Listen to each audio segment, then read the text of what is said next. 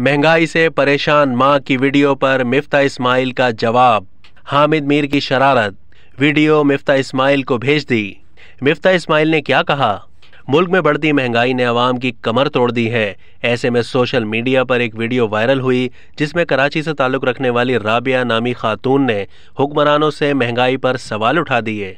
महंगाई से परेशान राबिया ने रोज़मर्रा की चीज़ें और अद्वियात इंतहाई महंगी होने का शिकवा किया और बताया कि घर का किराया 20,000 रुपये है, 2 बच्चे हैं जिनमें से एक को फिट्स पड़ते हैं और इसकी अद्वियात गुज़िश्ता 4 महीने के दौरान बहुत महंगी हो चुकी हैं। मकान का किराया दें या बिजली ना होने के बावजूद भारी बिल अदा करें या फिर बच्चों के लिए दूध और दवाएं लें। और हमारे इलाके में तो बिजली ज़्यादातर गायब ही रहती है। घर का बिजली का बिल 15,560 रुपये आया है और 556 यूनिट्स इस्तेमाल किए गए हैं, जबकि इनके इलाके में बिजली भी अक्सर नहीं होती। वीडियो में उन्होंने बिजली और अशियाए ज़रूरिया के बिल भी दिखाए और वज़ीर आज़म शहबाज शरीफ और मरियम नवाज से सवाल किया है कि आप बीमार बच्चे को दवा भी ना दें। सीनियर सहाफ़ी और तजिया निगार हामिद मीर ने सोशल मीडिया पर वायरल होने वाली महंगाई से परेशान मां की वीडियो वज़ीर ख़जाना मिफ्ता इस्माइल को भेजी। हामिद मीर ने मिफ्ता इस्माइल का वीडियो पर रद्द अमल भी अवाम को बताया। हामिद भाई, ये हमारी बहन जो है इसकी तकलीफ जाहिर है कि एक दिल खराश तकलीफ है, लेकिन बात सच्ची है कि इनका ये जून का बिल है और जून के अंदर हुकूमत ने कोई बिजली का रेट नहीं बढ़ाया था। जब से आए थे जुलाई 27 से या जुलाई 26 से बिजली का रेट बढ़ा है, उससे पहले तो कोई बिजली का रेट नहीं बढ़ा। दूसरा, इस बहन ने कहा है कि एपिलेप्सी की दवाई बच्चे की महंगी हो गई, तो भाई हमारे आने के बाद तो कोई भी दवाई महंगी 1 रुपये से भी नहीं हुई है। शौकत तरीन ने तो मार्च में या जनवरी में, मेरे ख्याल से जनवरी में दवाइयों के ऊपर सेल टैक्स डाल दिया था।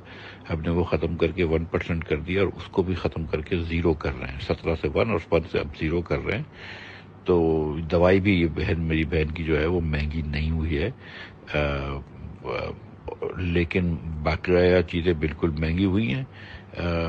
लेकिन जिस तरह हमारे लिए तो यही बहन की बातें दिल खराश हैं, लेकिन श्रीलंका में जो लोग रहते हैं उधर ख़वातीन जो हैं वो 3-3 दिन तक जी किचन की गैस, कुकिंग गैस जिसको बोलते हैं, LPG सिलेंडर, उसके लिए लाइन में खड़ी रहती हैं। 10 दिन की पेट्रोल की लाइन है। 470 रुपये का पेट्रोल था पेट्रोल पंप पे, लेकिन अगर आप ब्लैक में ख़रीदने जाएं तो 3,000 रुपये का था। वहाँ पे दवाइयाँ ख़त्म हो गई हैं क्योंकि दवाइयों के लिए फॉरेन एक्सचेंज नहीं है, अस्पताल इसलिए बंद कर दिए गए हैं। हम अगर ये डिफ़ॉल्ट सिचुएशन ना अवॉइड करते तो ये हाल हो जाता।